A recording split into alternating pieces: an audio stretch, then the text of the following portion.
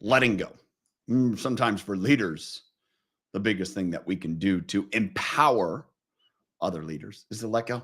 But we see this going on in our country right now. All right, my background in agriculture. If you didn't realize that, if you did, great. One of the things that I learned growing up is I would see this. We actually discuss this often in my college classes. Is succession planning, transitioning from one generation to the next in leadership in business organizations. And we see this going on so much in our country today, right? We have leaders who have a death grip.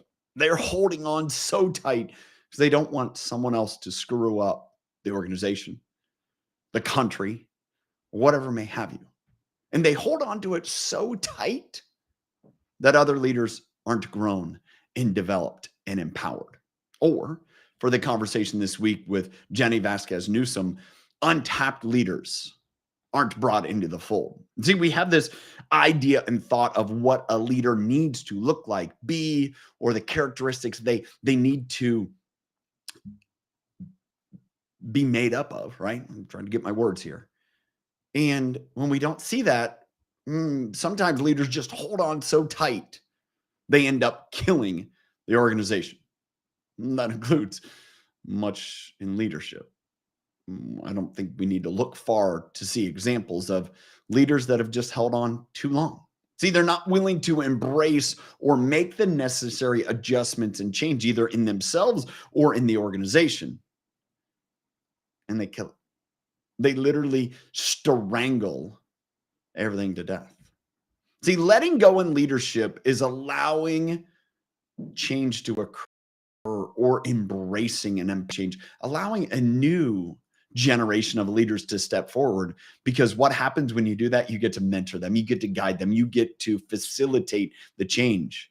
But if it comes to a point where you've strangled it, then there's nothing to lead. And then we need to start over again. We see this all around us in the world. This is my thought today. Allowing and embracing change is underrated by leaders. See, if you are a facilitator of change, sometimes that means doing things differently. And often people can get stuck into what got us here.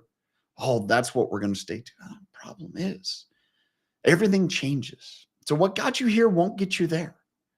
It's really allowing change to facilitate and being a guide of that change. And it's often said in sailing, you can't control the winds, but you can control the rudder and you can control the sails. And that'll send you exactly where you want to go, but you can't control the wind. Leadership is the same thing.